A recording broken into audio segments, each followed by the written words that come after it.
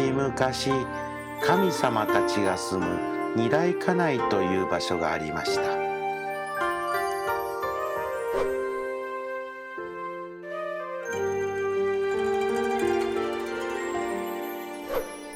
ある日のこと、その中でも一番偉い天帝が天御木を呼びました。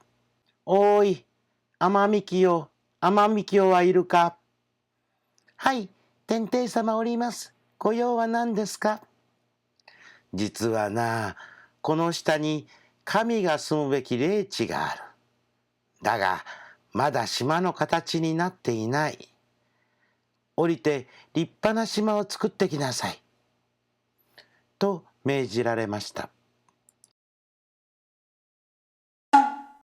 天御清が降りてみると、確かに霊地になりそうな場所はあるものの、東西から波が押し寄せ、島にはなっていませんでした。そこで天御清は天帝から土や石、草木をいただき、沖縄の多くの島々を作りました。島ができると次は森、そして神々をお参りするための御嶽もたくさん作りました。神々のための立派な島が出来上がりましたが、数万年待てどもそこに住む人間は現れませんでした。祭りを行う人間がいなければ、神の力も発揮されません。そこで天御清は天帝に、人の種をお授けください、とお願いし、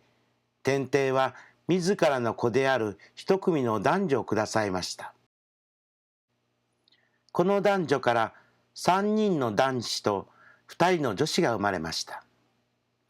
そうして人が増えてくると、長男が最初の国王になり、次男が最初の各地のリーダーに、三男が最初の百姓に、長女が最初の最高神官に、次女が最初の神官になって、この国は栄えていきました。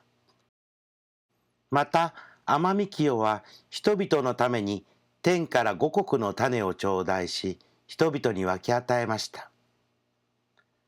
その中でも特に米を大事に思い、自ら田を開墾して人々に稲作を教えました。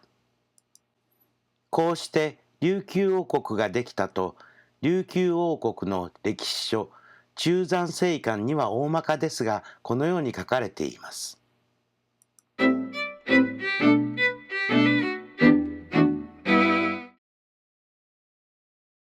この時、天御清が最初に降り立ったのが久高島で、そのため沖縄の人々にとっては最も神聖な場所とされています。また、天御清が沖縄本島で最初に降り立った場所が百名ビーチにある八原塚であり、近くの浜川滝の付近に仮住まいを設け、その後ミントングスクに安住の地を得たとされます。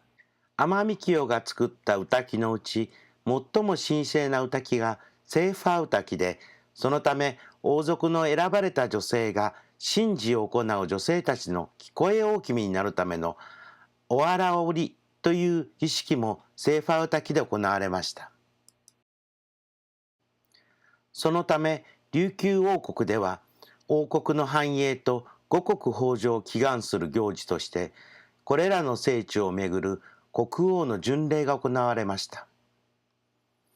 その聖地巡礼の旅は、麦の穂が出る旧暦2月には久高島へ行幸し、稲の穂が出る旧暦4月には知念や玉城の御嶽を巡ったと言われています。これが上がり馬愛の原型となり、その後王族から士族、民間へと広まり、いつしか島の人々は老いも若きもこの巡礼の道を巡るようになったと言われています。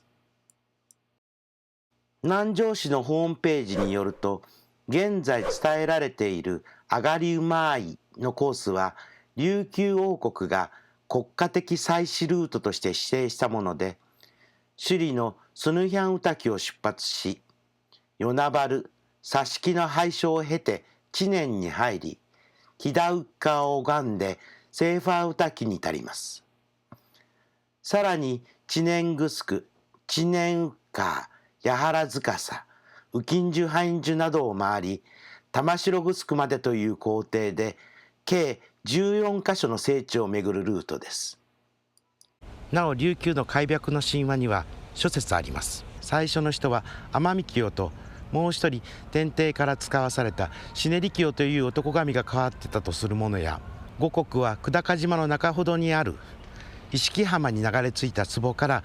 久高島、沖縄本島へと広がっていたとする説もあります。いずれにしても沖縄の開闢の歴史には天海清という女神が深く関わっていたとされています。おっチャンネルでは次回よりルートに沿う形で上がり馬院のそれぞれの聖地を紹介したいと思います。ということで次回は首里城にあるスヌヒャンウタキです。それではお楽しみに。バイバイ。